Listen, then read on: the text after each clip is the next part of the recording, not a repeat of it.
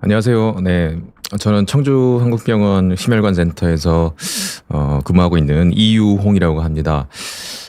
오랜만에 또 뵙게 되는데 오늘은 고혈압 관련된 이야기를 좀 나눠볼까 합니다. 그래서 오늘 제가 제목을 고혈압에 대한 오해와 잘못된 정보들 바로잡기라는 제목으로 함께 좀 이야기했으면 좋겠는데 이렇게 제목을 잡은 이유는 최근에 뭐 최근뿐만 아니죠. 좀 오래되긴 했는데 고혈압에 대해서 조금 상식적이지 않은 그리고 비상식적인 그런 이야기들이 많이 특히 유튜브를 통해서 잘못된 정보들이 이렇게 방송되고 있는 것들을 많이 봐서 그런 부분들에 대한 오해를 좀 바로 잡고자 이렇게 말씀드리기로 했습니다. 사실 이런 오해를 바로 잡으려면 고혈압에 대한 그 역사를 바로 알아야 됩니다. 고혈압이 어떻게 처음부터 이제 고혈압이 정의되어 왔고 그리고 고혈압이 어떤 식으로 이 역사가 흘러왔는가를 알면 이 고혈압에 대해서 조금 빗나가는 엇나가는 그런 얘기들을 조금 더 자세하게 이해를 할 수 있게 되거든요. 그래서 고혈압의 역사를 먼저 좀 살펴보겠습니다. 그래서 최초로 혈압을 측정한 사람이 있습니다.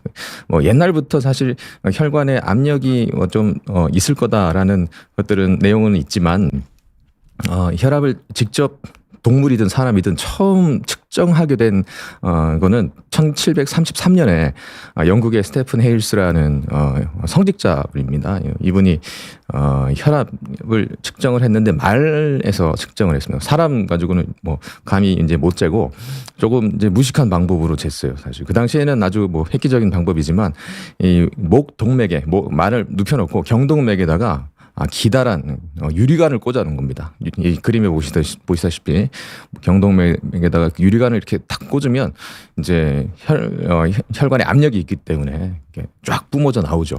네, 그래서 어디까지 올라가나 이 혈압이 보니까 한 247cm까지 솟아오르는 것을 이제 기록을 했습니다. 이게 최초로 인류 역사상 혈관의 압력이라는 걸 측정한 사건이죠. 그리고 그 이후로 이제 사람에서도 이제 이 혈압을 한번 측정해보자. 근데 사실 이렇게 사람의 경동맥을 찔러서 측정할 수 없죠. 이 말은 혈압 재고 나서 죽었습니다. 혈압을 재기 위해서 죽어야 되는 운명이죠. 근데 사람에서는 어떻게 측정을 할까? 이제 좀 고안을 한 게 최초로 이제 좀 고안을 한 게 수은을 담은 짧은 관을 이 동맥, 손목 동맥이죠. 이 요골 동맥에다가 찔러서 요골 동맥도 역시 압력이 있으니까 뿜어져 나오려고 하는데 수은이 담겨 있기 때문에 수은의 압력하고 평형을 이루게 되는 거죠. 그래서 수은이 조금 더 압력이 높으면 수은이 혈관 안으로 들어가겠죠. 그러면 요즘 같은 이제 수은 중독에 대한 우려가 이렇게 많은데 사실 굉장히 위험한 방법으로 혈압을 측정을 했습니다. 그래서 이 평형을 이루는 순간을 이제 그 압력, 이 사람의 혈관의 압력이다라고 최초로 이렇게 혈관의 압력을 측정을 했습니다. 그 이후로 혈압을 측정하는 것에 대한 이제 관심이 좀 높아지고 어떻게 하면은 혈압을 효과적으로 측정할 수 있을까 해서 이 니콜라이 코로코프라는 러시아의 군의관입니다.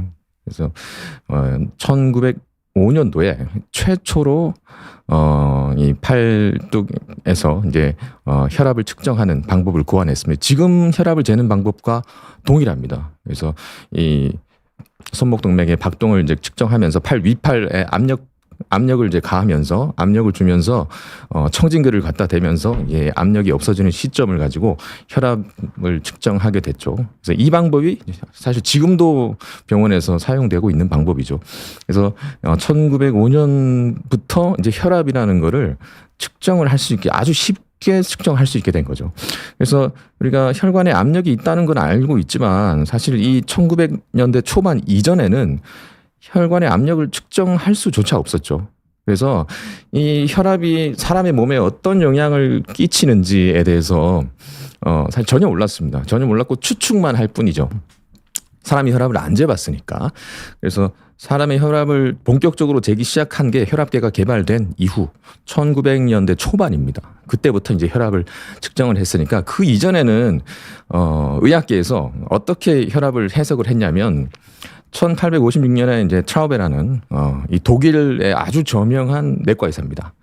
굉장히 저명하신 분인데 이분이 이렇게 정의를 했어요. 혈압에 대해서. 높은 혈압은 혈압이 높은 사람들도 있고 낮은 사람도 있는데 높은 혈압은 신체의 항상성을 유지하기 위해서 생리적인 보상작용을 하는 거다. 그래서 혈관이 이제 수축이 돼서 혈액순환이 원활하지 않을 때 혈압을 높여서 그것을 보상하기 위해서 압력을 좀 높이는 거기 때문에 신체에 자연스럽고 이로운 현상이다. 혈압이 높은 게 나쁜 게 아니다. 이렇게 이제 정의를 했습니다. 정의를 했고, 이게 1800년대 후반이죠. 이후에 거의 80년 동안 이 의견이 대세였습니다. 이 의견이 거의 이제 주류가 됐죠. 주류가 됐는데 이 의견에 대해서 조금 이제 의구심을 갖게 되는 그런 사건들이 생기게 됩니다.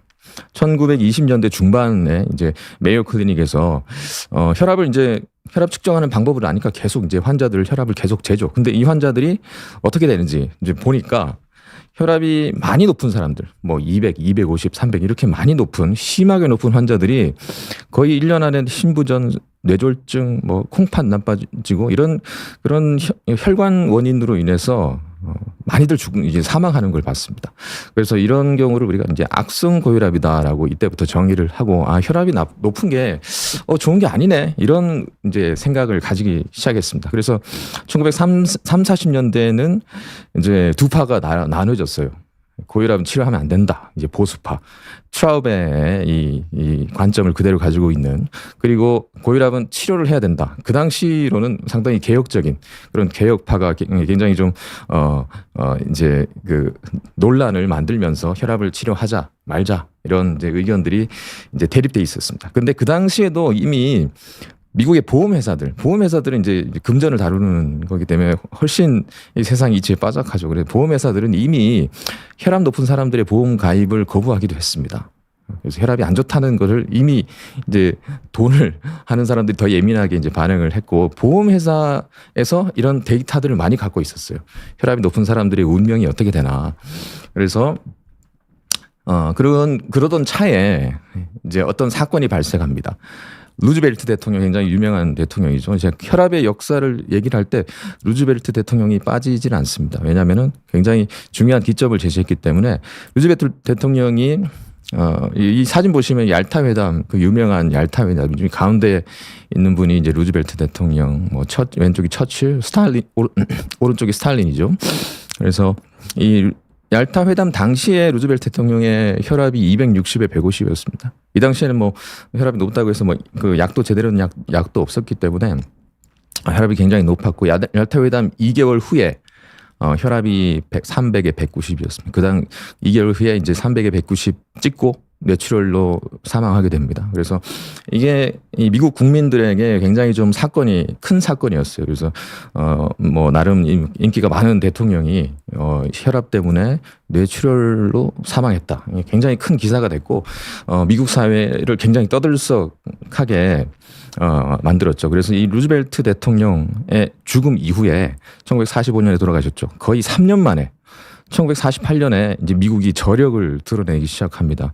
프레밍엄 하트 스터디라고 해서 아주 대규모 연구입니다. 그래서 한 지역을 통째로 그 지역에 있는 주민들의 모든 사람의 혈압을 다 재고, 그리고 심혈관계 위험 인자들이 뭔지 사실 한 10년, 20년 추적 관찰하면서 연구를 시작하게 되는, 이 연구가 아주 획기적인 그런 연구였습니다. 그래서 이 연구도 진행이 되고, 그리고 VA 콥 스터디라고, 이건 이제 베테랑 미국의 퇴역 군인들의 의료 시스템이 잘 돼 있기 때문에 퇴역 군인들을 대상으로 해서 또 연구를 많이 했습니다. 혈압이 높은 사람들을 치료를 하면 어떻게 되나, 혈압이 높은 사람들의 운명이 어떻게 되나. 그래서 이런 연구들이 아주 활발하게 진행되면서 혈압이 좋지 않다라는, 혈압이 높은 것이 몸에 이로운 것이다라는 그런 통설이 깨지기 시작합니다. 그러면서 동시에 1960년대, 70년대, 80년대 지나면서 수많은 혈압약들이 이제 개발되게 됩니다. 그래서 여러 약들이 있지만 사실 혈압을 떨어뜨리기만 하면 안 되죠. 혈압을 떨어뜨리면서 환자가 좋아져야죠. 환자가 더 오래 살고, 뇌출혈이나 뇌졸중이 덜 생기고 심혈관 질환도 덜 생기고 더 오래 살고 더 건강해져야 그게 약으로 우리가 쓸 수가 있죠. 혈압을 떨어뜨리는데 환자가 죽는다. 그러면 못 쓰죠. 그래서 퇴출된 약들이 굉장히 많습니다. 여러 가지 이런 약들이 1903년부터 혈압약들이 이제 혈압을 낮추는 약들이라고 나왔는데 제일 위에 보세요. 제일 위에 보시면 뭐 작게 써 있는데 사이아네이트라는 약이거든요. 시오사이아네이트라는 약인데 이건 독약입니다. 독약. 지금은 독약으로 알려져 있습니다.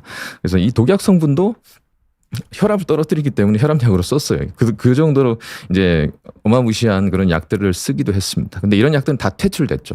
왜냐하면 환자를 좋아지게 할 수가 없기 때문에 혈압은 떨어뜨리지만 환자가 죽거든요. 근데 혈압을 떨어뜨리면서도 환자의 예후를 좋게 만드는 이제 그런 약제들이 이제 밑에 이제 제가 빨간색으로 이제 칠한 이런 약제들이 개발되면서 널리 사용되게 됐고 1972년부터 1994년까지 이런 약제들을 쓰면서 혈압을 낮추니까 미국의 뇌졸중 허혈성 심장질환 발생률이 50% 정도를 급격하게 줄어들었습니다.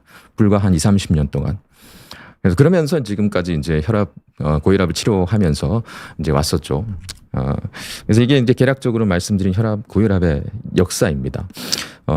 그러면 이제 지금부터 이제 고혈압에 대한 흔한 오해들, 잘못된 정보들 어떤 것이 있을까? 그래서 제일 먼저 이제 생각하는 게 혈압약 한번 먹으면 끊을 수 없다. 평생 먹어야 되지 않냐? 뭐 이런 의견이 가장 흔한 이제 오해죠. 이제 그렇지는 않습니다. 운동이나 식이 조절 그리고 생활 습관 관리를 굉장히 열심히 하셔가지고 혈압이 점점 좋아져서 혈압약을 중단하는 경우도 있습니다. 근데 많지는 않습니다. 많지는 않고 한 10명에 한두 명 있을까 말까 합니다. 그래서 예를 들면 아주 비만한 환자 한 40대 남자분이 체중을 한 10kg, 15kg 정도 감량을 하면 혈압이 뚝 떨어져서 옵니다. 그런 분들은 혈압약을 나중에 이제 중단하게 되는 분들도 있는 거죠.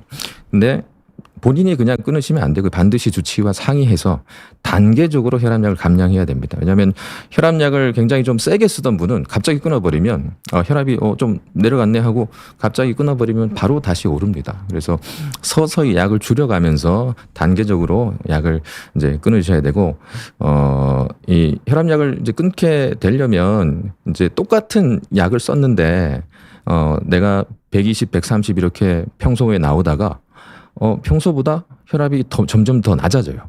110 아래쪽으로, 100 정도, 90 이렇게 떨어지면서 좀 어지럼증이 생긴다. 그러면은 그때는 혈압약을 줄여도 되는 사인인 겁니다. 그럴 때 단계적으로 약을 감량해 나가셔야지 갑자기 본인이 마음대로 이제 중단하시면 안 됩니다. 그리고 또 요즘에 좀 제가 유튜브나 이런 쪽으로 좀 많이 보게 되면 이런 얘기 하시는 분들을 심심치 않게 봅니다. 꽤 많습니다. 고혈압은 병이 아니다.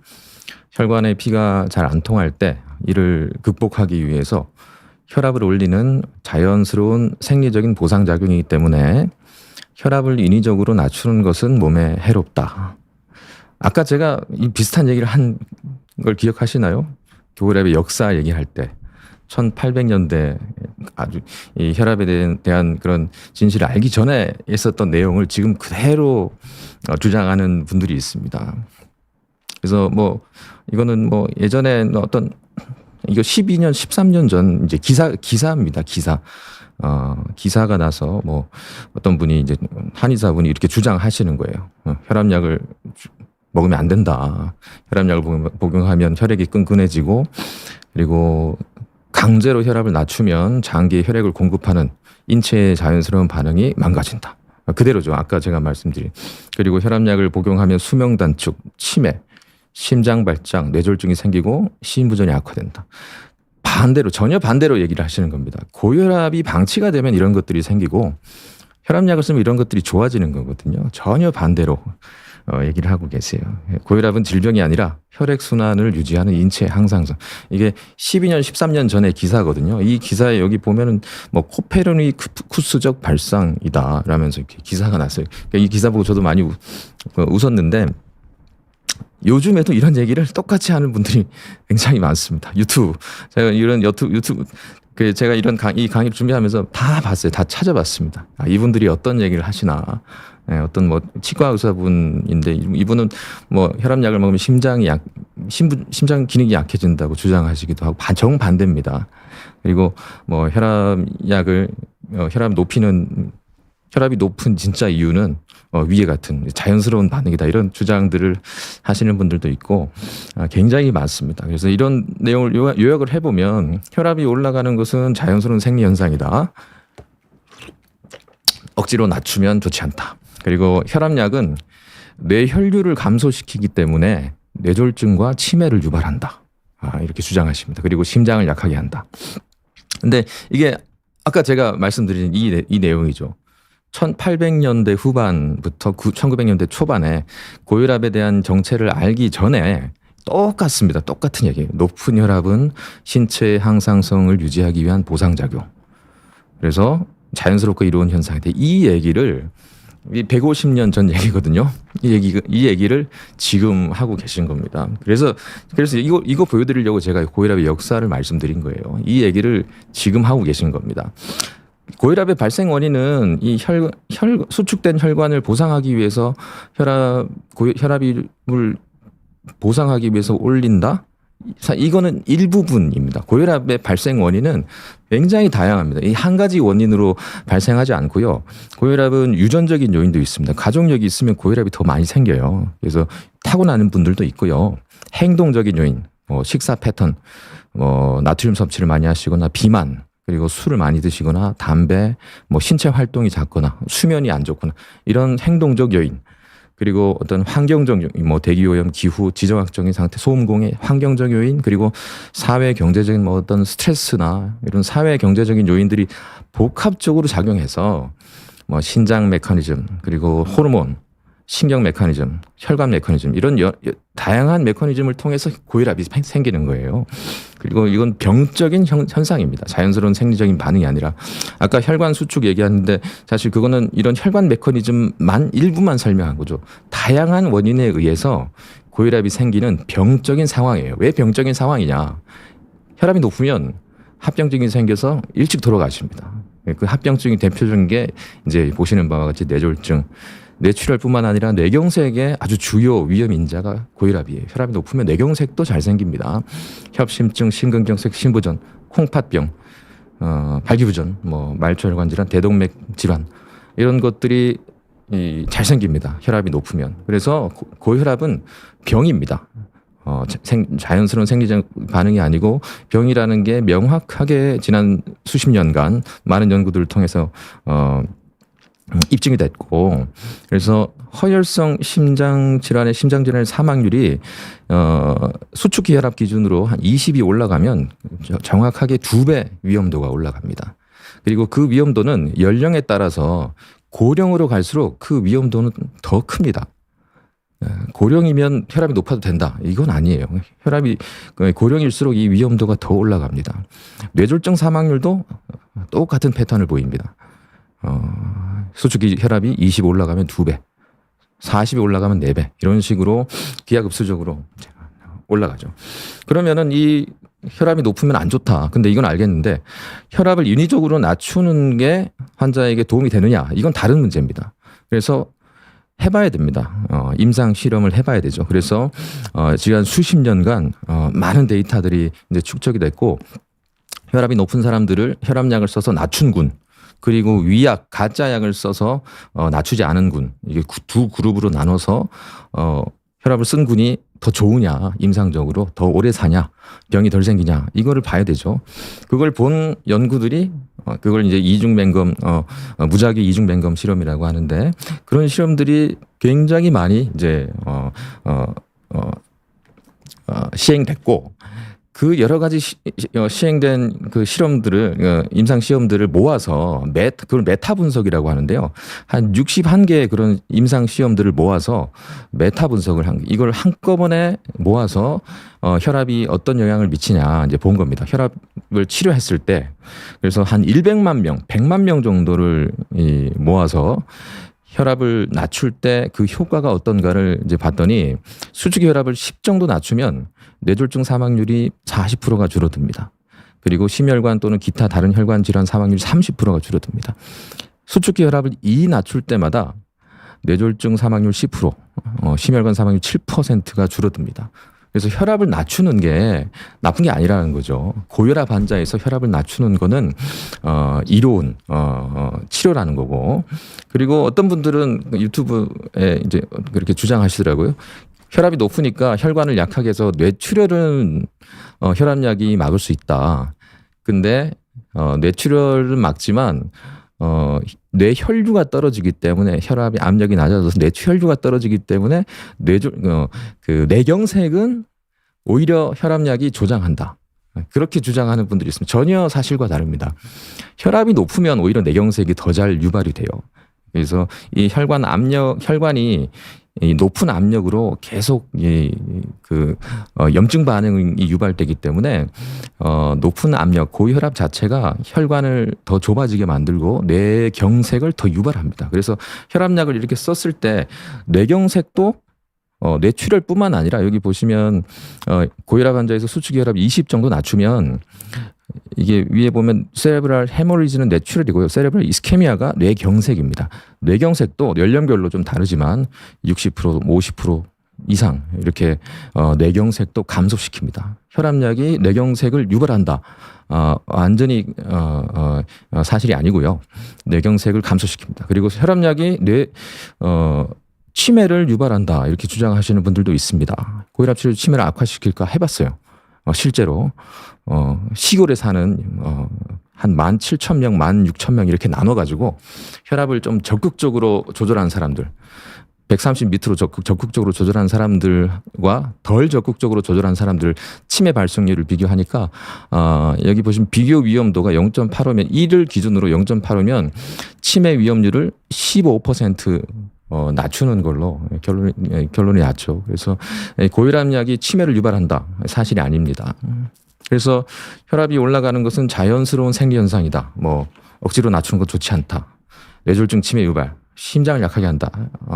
다 거짓입니다. 그래서 고혈압은 수많은 합병증을 일으키는 질환이고 혈압을 낮춰서 정상화시키는 것은 건강에 아주 유익합니다. 혈압약은 뇌출혈뿐만 아니라 뇌경색도 줄여주고 치매 발생률도 낮춥니다. 그리고 혈압은 심부전을 예방하고 결과적으로 심장을 튼튼하게 유지시켜주는 혈압이 아니죠. 혈압은 심부전을 악화시키죠. 그래서 혈압약은 심부전을 예방하고 심장을 튼튼하게 유지시켜줍니다. 또 이렇게 주장하는 분들이 있습니다. 고혈압의 기준은 나이에 따라서 다르다. 어떨까요? 이렇게 얘기하시더라고요. 나이 플러스 90이 자기의 정상 혈압이다. 나이 플러스 100이라고 얘기하는 분들도 있어요. 그러면은 뭐 한 50살이다. 그러면은 150까지 정상. 60살이면 160까지 정상. 이렇게 얘기하는 분들이 있습니다. 그래서 실제로 저도 그렇게 주장하는 유튜브를 봤어요. 똑같이 이렇게 주장하시더라고요. 그래서 그리고 똑같은 영상인데 WHO 세계보건기구에서도 정상 혈압 수치를 160에 95 이상일 때 고혈압이라고 정의한다. 이렇게 얘기를 하고 계시더라고요. 보고 깜짝 놀랐습니다.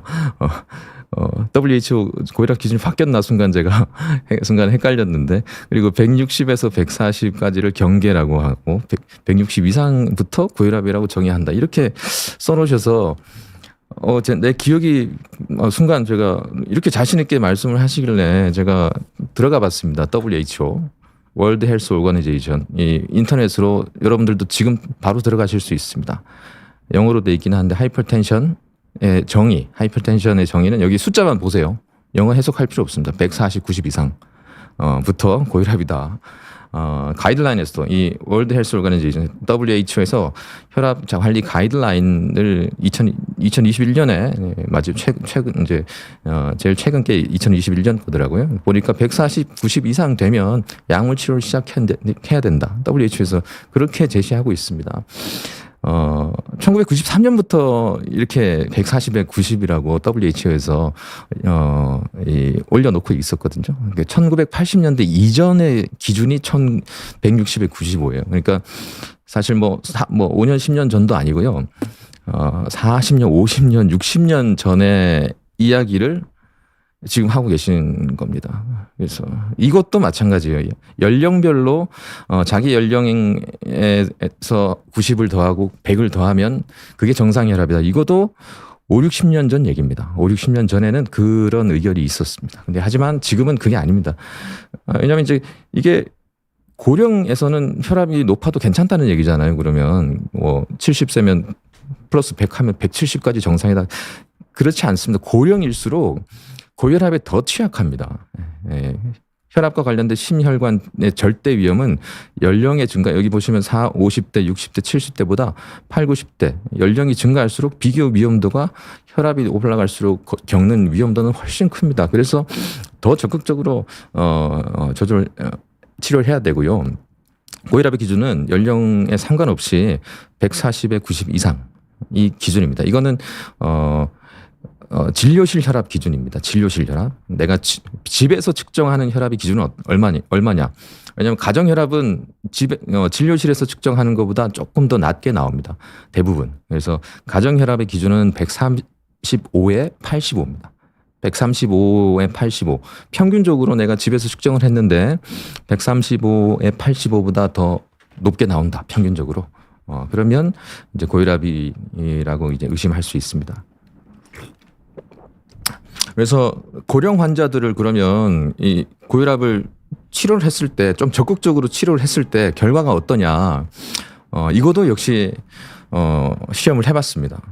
그래서 스텝 트라이얼이라고 해서 2021년도 NEJM이면 뭐이라고 하면 많이 들어보셨겠지만 의학 논문 중에서는 최상위에 있는 논문입니다. 그래서 이 NEJM에 실린 저널인데 고령 환자들 60세에서 80세 환자들만 모은 겁니다. 모아서 좀 아주 적극적으로 혈압을 조절한 그룹. 수축기 혈압을 110에서 130까지 그리고 조금 느슨하게 조절한 그룹 130에서 150 이렇게 조절한 그룹 두 그룹으로 나눠서 이분들을 몇 년 한 3, 4년 추적을 해보니까 이분들이 심혈관 질환, 뇌졸중, 심부전 그리고 심혈관 사망 이런 이벤트들을 겪는 게 어느 그룹이 더 많을까 봤더니 인텐시브 트리트먼트 이게 이제 적극적으로 조절한 그룹이거든요. 이 적극적으로 조절한 그룹에서 26%가 더 낮았습니다. 더 좋았다는 거죠. 더 오래 살고 더 이런 질환들이 덜 생겼습니다. 그래서 고령의 환자라고 해서 혈압 조절을 느슨하게 하는 게 아니다. 예전에는 사실 그런 개념이 있었습니다. 고령의 환자는 조금 느슨하게 할까. 근데 이제 그런 개념이 완전히 좀 바뀌었고 요즘에는 사실은 60에서 80세 사이를 고령으로 봐야 되나 하는 그런 의견도 있습니다. 왜냐하면 70대 중반 이렇게 돼서 이제 진료실에 오시면 웬만한 사실 젊은 사람들하고 거의 체력적으로 비슷한 분들이 굉장히 많습니다. 예전에 뭐 20, 30년 전까지만 해도 70이라고 하면은 굉장히 이제 생활 그 여기도 떨어지고 굉장히 쇠약한 분이라고 생각했지만 요즘에는 70대 연세는 많지만 그 행동하는 그런 행동력이나 사회적인 그런 활동은 웬만한 젊은 사람들 못지 않거든요. 그런 분들은 고령이라고 생각하고 이제 혈압을 관리를 게을리하면 안 된다는 거죠. 그리고 뭐 또 한 가지 오해, 뭐 고혈압 약을 먹으면 암이 발생할 수 있다. 저는 이 유튜브 보고 굉장히 좀 뭐 깜짝 놀랐는데 혈압약 용량이 올라갈수록 뭐 말초 혈관은 좁아지고 세포들은 죽어간다 이렇게 얘기를 하시더라고요. 그래서 혈압이 올라간 것은 말초의 세포들의 혈액 공급을 더 잘하려고 올린 것인데 많이 보신 거죠. 이거 지금 이 내용을 제가 몇 번째 되풀이하고 있습니다. 1800년 후반대 때 나왔던 내용을 그대로 또 얘기를 하고 있습니다. 혈압을 낮추면 저산소에 빠지게 되고 암이 발생할 수 전혀 사실이 아닙니다. 높은 혈압을 정상으로 낮춰서 암이 발생할 수 있다. 이런 데이터는 전 세계 어디에도 없습니다. 그리고 이런 주장하시는 분들이 있습니다. 고혈압의 기준이 점점 낮아지는 것은 고혈압 환자들을 더 많이 만들어서 고혈압 약을 팔기 위한 제약회사의 음모 때문이다. 네. 이런 주장, 음모론적인 주장이죠. 그러면은 이 고혈압 기준이 점점 지금도 계속 낮아지고 있을까요? 이건 맞는 말일까요? 기준이 점점 뭐 예전보다 낮아진 건 사실이죠. 한번 이 고혈압 기준에 대해서 제가 한번 보여드리면 제일 처음에 WHO에서 기술 보고서라는 이 보고를 냈습니다. 1959년. 그 이전에는 사실은 혈압 치료에 대해서 논란이 많았다고 그랬잖아요. 근데 이제 프레밍함 스타디나 이런 베테랑 그 퇴役 군인들 스타디 결과가 나오면서 혈압이 좋지 않구나 이런 개념이 있으면서 WHO에서 1959년에 기술 보고서라는 걸 이제 얘기를 하면서 이때 처음으로 이제 160에 95라는 기준을 제시를 했습니다. 아까 160에 95 어느 유튜브에 나왔죠. 이게 1595년에 나온 기준입니다. 이때는 이 이상을 고혈압이라고 무슨 연구를 통해서 밝혀진 게 아니고요. 이때는 보험회사에서 사실 그런 데이터 많이 가지고 있다고 그랬잖아요. 그래서 생명보험협회의 데이터를 바탕으로 해서 165, 95를 기준으로 그런 사망률이 급격하게 올라가더라. 그래서 이때부터 혈압 치료를 고려하자. 그리고 이때 당시에 이런 오해가 있었죠. 나이가 들면 혈관이 좁아지고 뭐 피를 보내기 위해서 압력이 자연스럽게 올라가야 한다는 믿음이 아직 있던 시기입니다. 이때 나이 플러스 100까지 정상이다라는 그런 속설이 이때 있었습니다. 그러니까 1960년대, 70년대 이때까지 이런 이 속설이 이제 있었던 거죠. 그리고 사실 그 당시에는 혈압이 높다고 해도 혈압을 치료를 할 마땅한 약이 없었어요. 사실은 그 당시에 고혈압 약이라고 해봐야 몰레스르핀, 구에나틴 이런 약제는 부작용이 굉장히 심합니다. 혈압도 잘 안 떨어지고요. 그래서 140, 150 이 정도 경도의 고혈압을 치료를 이런 약을 썼더니 약의 어떤 부작용이 너무 큰 거죠. 그래서 이득보다 이 부작용으로 인한 그런 해가 더 커서 아주 높은 혈압에서만 혈압을 조절하자. 사실 그 당시로는 혈압약이 제대로 된 게 없던 그 당시로는 이게 160에 95 기준이 더 맞았는지도 모릅니다. 하지만 이 1970년부터 90년 사이에 아주 좋은 약들이 많이 이제 개발이 되면서 이런 개념이 이제 없어지기 시작했죠. 왜냐하면 좋은 약들을 부작용이 훨씬 덜한 약들을 쓰면서 경증 고혈압에서 혈압을 한번 낮춰봤더니 사망률이 5년 사망률이 줄어드는 거예요. 그래서 한 140에 90 근처인 환자들도 약을 써서 낮추니까 덜 죽는다는 사실이 이런 연구들을 통해서 밝혀지는 거죠. 호주 국립혈압연구 1980년대 이때도 비슷하게 경증 고혈압에서도 혈압을 치료하니까 환자들이 더 오래 살더라. 이걸 바탕으로 해서 1988년에 최초로 140에 90이 이때부터 140, 90이라는 고혈압 기준이 만들어졌고 이게 지금까지 유지가 되고 있는 겁니다. 1988년이면 몇십 년 전이죠. 지금 2025년이니까 거의 몇십 년 동안 140의 기준, 90 기준이 유지가 되고 있습니다. 계속 그 기준이 줄어들고 있는 건 아닙니다. 다만 목표 혈압, 우리 치료 얼마까지 목표를 할 것이냐. 그 목표 혈압은 계속 조금씩 낮아지고는 있지만 고혈압 자체의 기준은 이대로 유지가 되고 있습니다. 물론 미국은 예외입니다. 미국은 아까 조금 이따 제가 말씀드릴 텐데. 왜냐하면 이 연구 때문에 그렇습니다. 이 스프린트 트라이얼이라고 하는 연구인데 이것도 역시 애니잼의 2015년도에 나왔는데 적극적인 혈압 치료 조절의 효과 50세 이상의 위험 인자가 많은 고위험 군인 환자분들을 모아서 적극적인 혈압 치료군 목표 혈압을 120 이하로 잡은 거예요.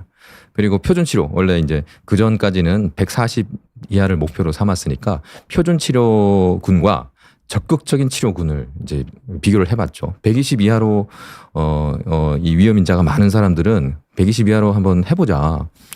더 좋나 나쁘나 해보자 했더니 적극적인 치료군에서 이런 심근경색, 뇌졸중 같은 심혈관 사망률 이런 사건들이 25% 더 줄어들더라.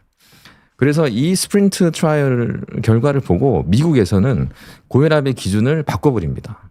미국에서만 바꿨습니다. 140에 90이던 것을 130에 80으로 낮췄습니다. 그래서 미국에서는 뭐 145에 85다. 병원에서 측정한 혈압. 그러면 고혈압이 진단이 미국에서는 됩니다. 근데 미국 이외에 다른 모든 나라들, 우리나라를 포함한 다른 모든 나라들에서는 아직은 140에 90을 이제 고혈압 기준으로 잡고 있습니다. 그래서 고혈압의 기준이 점점 낮아지는 것은 사실 낮아진 것은 고혈압 환자를 만들어서 뭐 약을 더 팔기 위한 음모다 이런 주장들이 있는데 실제로는 사실은 현재 고혈압 기준 140, 90은 1988년 정립된 거의 40년째 계속 유지되고 있습니다. 근데 최근 들어서 조금 더 적극적인 혈압 치료를 하는 이유는 제약회사 때문이 아닙니다. 대규모 연구 결과에서 적극적인 혈압 조절을 했던 그룹의 예후가 더 좋았기 때문에, 예후가 좋다는 말은 더 건강하게 더 오래 산다는 거죠. 그런 결과 때문에 우리가 고혈압 조절을 조금 더 적극적으로 하는 경향이 이제 최신의 이제 고혈압 치료 경향입니다. 이게 이제 진실인 거고요. 그리고 또 이제 병원 혈압계가 뭐 더 정확하다. 이제 흔히들 이렇게 이제 생각하실 수가 있습니다. 그런데 혈압계는 물론 더 뭐 이렇게 큰 혈압계 이렇게 갖다 놓으니까 가정혈액에서 측정하는 간이 혈압계보다 정확도는 더 있을지 모르겠습니다. 근데 병원 혈압보다 평상시 집에서 안정 상태에서 측정한 혈압이 본인의 혈압 상태를 훨씬 더 잘 반영합니다.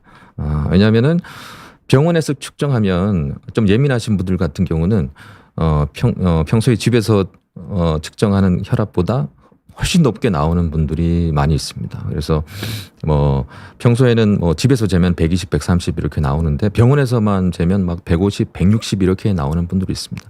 예민한 분들은 그렇고 좀 덜 예민한 분들이라 하더라도 약간씩은 병원에서 측정한 혈압이 더 높은 게 일반적인 거고요. 반대인 경우도 물론 있습니다. 오히려 병원에서 재면 이제 한 120, 130 뭐 이렇게 나오고 집에서 측정하면 더 높게 나오는 사람들이 있습니다. 그런 분들은 병원에서 오니까 뭐 혈압 잘 조절되네요. 그런데 실제로 집에서 본인 혈압은 더 높은 거죠. 그래서 반대인 경우도 있지만 대개는 병원 혈압이 조금 더 높습니다. 그래서 평상시에 집에서 혈압을 측정하는 것이 아주 중요합니다. 내가 혈압약을 지금 먹고 있다. 그런 분들은 병원에서 측정하는 걸로 만족하시면 안 되고 자가 혈압계를 하나 장만을 하셔야 됩니다. 그래서 뭐 얼마 안 하거든요. 7만 원, 8만 원, 9만 원, 뭐 몇만 원 이렇게 주면 집에서 팔뚝으로 측정할 수 있는 자가 혈압계를 사실 수 있고 집에서 주무시기 전이나 아침 일어나서 소변 보고 아침에 식사하시기 전에 아침에 일어나서 조금 이제 쉬시다가 밥 먹기 전에 측정하시거나 아니면 자기 전에 측정하시거나 하루에 2번 정도 뭐 일주일에 뭐 한 서너 번 이상 측정하라고는 하는데 뭐 매일 그렇게 측정하기 쉽지 않으니까 일주일에 한두 번 정도 측정하셔도 됩니다. 그러면 내 평소 혈압을 알 수가 있죠.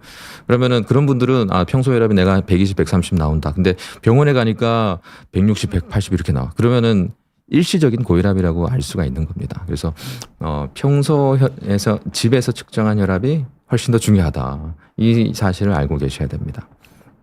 네, 그래서 제가 준비한 내용은 여기까지고요. 그래서 질의응답 받는 시간을 좀 가지겠습니다. 이사라님 질문 받겠습니다. 최고 혈압과 최저 혈압 기준은 어떻게 만들어지게 된 건가요? 이것도 사는 지역이나 인종에 따라 기준치가 달라지는지요? 혈압 기준, 최고 혈압, 최저 혈압이라고 하는 건 이건 아마 그 혈압 두 개, 뭐 120, 180 위의 혈압, 밑에 혈압 이 얘기를 하시는 것 같은데요. 그래서 수축기 혈압, 이완기 혈압 이렇게 생각하시면 됩니다. 위의 혈압이 수축기 혈압이고 아래 혈압이 이완기 혈압이고요. 이거는 뭐 지역이나 인종에 따라 달라지지 않습니다. 아까 제가 말씀드렸듯이 나라 이제 미국에서는 그 기준을 130에 80을 정상으로 이제 잡았고 우리 한국이나 그 미국 이외 다른 모든 나라들에서는 140에 90을 기준으로 잡고 있고 어떻게 그 만들어졌는지 아까 제가 말씀드렸죠. 연구를 통해서 140에 90보다 더 낮게 유지를 하니까 그 이상 유지한 분들보다 예후가 더 좋았습니다. 그래서 140에 90을 이제 기준으로 지금 잡고 있습니다. 연구를 통해서 임상 연구를 통해서 그 기준이 정해졌습니다. 다음 질문은 박영철님, 젊을 때 고혈압이 없는 경우에도 나이가 들면 대부분 생긴다는데 맞는 이야기인가요? 대부분은 아니고요. 많이 생기죠. 사실 나이가 들수록 고혈압 유병률이 올라가는 거는 맞습니다. 그래서 한 60, 70대 넘어가면 거의 한 50% 육박합니다. 그래서 나이가 들수록 혈압이 더 올라가는 고혈압의 유병률이 올라간다는 것은 사실입니다. 근데 다는 아니죠. 예, 대부분은 아닙니다. 안 올라가는 고혈압이 안 생기는 분들도 있습니다. 개인차가 있죠. 그래서 유전적인 감수성, 부모님 중에 뭐 부모님 두 분 다 고혈압이다. 그러면 내가 고혈압이 생길 확률이 더 높고요. 한 분이 고혈압이다. 그러면은 조금 더 낮고. 고혈압인 가족력이 전혀 없다. 그러면 확률적으로 그래서 유전적인 감수성도 있고 생활 습관 이런 것들이 이제 식이 습관, 운동, 뭐 술, 뭐 이런 여러 가지 요인들이 복합적으로 작용합니다. 다음 질문은 30대 남자분이시고 제가 커피 마시면 심장이 빨리 뛰는 느낌이 들어서 혈압이 오른다고 생각했는데 정작 측정해 보면 큰 차이가 없어서 헷갈립니다. 이런 경우가 흔한가요? 심장이 빨리 뛰는 느낌은 왜 그런 건지요? 사실 그 카페인 효과입니다. 카페인. 그래서 커피 드시면은 카페인이라는 이제 성분 때문에 심계 항진이 유발될 수가 있습니다. 그래서 카페인의 심계 항진 효과로 심장이 좀 빨리 뛰어서 두근거리는 거기 때문에 이제 그런 걸 느끼시는 분들은 카페인 섭취를 좀 자제하시는 게 좋습니다. 네, 다음 질문. 스트레스를 많이 받으면 일시적으로 혈압이 많이 오르던데 이런 일시적인 고혈압도 안 좋을 수 있나요? 라고 말씀하십니다. 그래서 스트레스 맞습니다. 정확한 얘기고요. 스트레스 받으면 일시적으로 혈압이 오를 수밖에 없습니다. 제가 지금 여기 유튜브 방송한다고 나와 있잖아요. 제 평소 혈압보다 아마 한 2~30은 더 올라가 있는 상태일 겁니다. 그래서 근데 그런 스트레스가 아주 심적인 아주 큰 스트레스다. 그러면 그런 스트레스들이 쌓이고 만성화가 되면 일시적인 고혈압이 아니라 아예 계속 혈압이 높게 혈압 자체가 악화될 수도 있습니다. 그래서 안 좋을 수 있나요? 예, 맞죠. 안 좋을 수 있습니다. 그래서 고혈압 관리하는데 이제 스트레스 관리하는 것도 굉장히 큰 역할을 합니다. 수면이 아주 중요하고요. 잘 주무시고 그리고 스트레스 관리도 평소에 이제 하시는 게 물론 쉽지 않겠지만 스트레스도 고혈압에 영향이 있습니다. 네, 그리고 생리 중일 때는 보통 혈압이 이제 올라가나요? 내려가나요? 다들 다르셔서 만약 오르거나 내린다 하더라도 수치 차이가 평소랑 많이 날까요? 예를 들어 10 이상 차이 난다거나 생리하고 뭐 혈압 간의 관계 개인차가 아주 큽니다. 개인차가 큽니다. 말씀하신 대로 다들 달라요. 그래서 사실 생리 중일 때 피를 좀 많이 흘리는 사실 출혈이잖아요. 출혈이 생기는 거기 때문에 출혈이 많다. 몸에서 피가 많이 빠져나간다. 그러면 혈압이 약간 떨어질 수 있습니다. 근데 이 생리한다는 것 자체가 몸에 스트레스가 되거든요. 그래서 생리뿐만 아니라 우리가 어떤 형태로든 스트레스를 받으면 심리적인 스트레스도 마찬가지고 뭐 어디가 아프다. 내가 어디 다쳐서 어디 통증을 심하게 느낀다. 그러면 스트레스 호르몬들이 나와요. 그런 스트레스 호르몬들이 혈압을 올립니다. 그래서 생리 중일 때 막 여기저기 아프고 몸이 많이 힘들다. 그러면은 그것 때문에 혈압이 올라갈 수 있죠. 근데 개인차가 있어서 혈압이 별로 안 올라가는 분들도 있고 또 오히려 출혈량이 많으면 그것 때문에 혈압이 약간 떨어질 수도 있습니다. 그래서 일반적이진 않습니다. 근데 일반적으로 오른다 내린다 이렇게 얘기는 할 수는 없지만 개인차가 있는 게 맞다. 이렇게 말씀드립니다. 그리고 저는 이달비라는 혈압약을 8개월쯤 복용하고 있는데 이 약이 신장 기능에 문제를 일으킬까요? 아니면 고지혈증 약도 신장 기능이 떨어지게 할까요?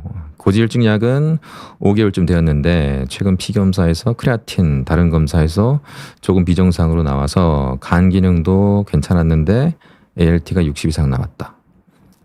이달비는 안지오텐신 수용체 기량제고 스타젯 2에 10ml 고지혈증 먹고 있다. 신장 기능, 간 기능에 어떤 아주 긴 질문을 주셨는데요. 고혈압 약이 신장 기능을 악화시키느냐? 사실이 아닙니다. 사실이 아니고 고혈압 약은 오히려 신장 기능 보호 효과가 있습니다. 그래서 고혈압이 치료가 안 되고 혈압이 높은 상태로 유지가 되면 그것 때문에 콩팥 기능이 악화가 될 수가 있습니다. 그래서 이 이달비라는 신장 고혈압 약 때문에 콩팥 기능이 악화가 된다. 이거는 사실은 맞는 말은 아닌데 일시적인 콩팥 기능에 일시적인 악화가 생기는 경우도 있습니다. 그런 경우에는 고혈압 약의 용량을 조금 조절할 필요도 있고요. 고지혈증 약은 일반적으로 콩팥 기능에 영향을 주는 경우는 거의 없습니다. 지금 우리가 쓰고 있는 일반적인 아주 고용량의 고지혈증 약이 아니라면 일반적으로 쓰는 용량의 고지혈증 약은 콩팥을 악화시키지 않습니다. 근데 우리가 일반적으로 쓰는 그 스타틴 말고 콩팥 기능에 약간 영향을 주는 파이브레이트라는 그런 좀 다른 종류의 고지혈증 약이 있는데 그거는 콩팥 기능에 영향을 줄 수도 있지만 지금 쓰고 계신 스타젯 2에서 10ml 고지혈증 약은 콩팥 기능에는 전혀 영향을 주지 않습니다. 그래서 그리고 간 수치는 고지혈증 약이 간 수치를 약간 올리는 경우도 있습니다. 그래서 그런 경우는 고지혈증 약을 조금 줄이거나 감량하거나 아니면 아주 한두 달 이렇게 잠깐 중단해 보면 이 간 수치 상승이 고지혈증 약 때문인지 아닌지 이제 확인할 수가 있고요. 그래서 두 약 중에 신장 기능에 조금 영향을 줄 수 있는 약은 그나마 이달비라는 약이 약간 영향을 일시적으로 줄 수는 있다. 하지만 장기적으로는 혈압약이 오히려 더 신장 보호 효과를 준다. 이렇게 말씀드릴 수 있습니다. 네, 그러면은 지금 시간이 이제 다 돼서 오늘 이제 말씀 여기까지 드리고요. 그래서 사실 제가 오늘 말씀드린 이 내용은 그 일반 환자분들이 들었으면 하는 바람보다 사실 아까 이제 그런 정보들을 전달하는 그런 유튜브를 이제 찍으시는 분들 사실 의사분들이 상당히 많습니다. 의사분들 중에서도 그런 주장을 하시는 분들이 꽤 많습니다. 근데 대부분 사실 이제 심혈관 전문의가 아니거든요. 그래서 그런 분들이 봤으면 좋겠어요. 그런 분들이 좀 이 영상을 좀 보고 근거를 좀 제대된 근거가 어떤 것인지를 좀 보고 판단하시고 영상들을 좀 이제 올리시면 좋지 않을까 하는 바람에서 이 영상을 올립니다. 그리고 고혈압 약을 복용하시는 분들은 그런 영상을 보고 아이고 나 그냥 어떻게 되는 거 아니냐 걱정하실 필요 없습니다. 걱정하지 마시고 고혈압 약은 우리를 더 건강하게 하고 그리고 그런 심혈관 질환, 뇌혈관 질환으로부터 보호하는 약입니다. 그래서 꾸준하게 담당 주치의 말을 잘 들으시고 약 물치를 잘 유지하시는 게 좋고 어떤 혈압 관련 혈압약도 그렇고 고지혈증 약도 마찬가지고 사실 합병증 어떤 약 관련된 부작용이나 합병증이 생길 수도 있습니다. 근데 그런 것들은 충분히 다 극복 가능한 부작용들이고요. 약을 조절하면서 이제 극복해 나갈 수가 있습니다. 네, 오늘 강의는 여기서 마치도록 하겠습니다. 감사합니다.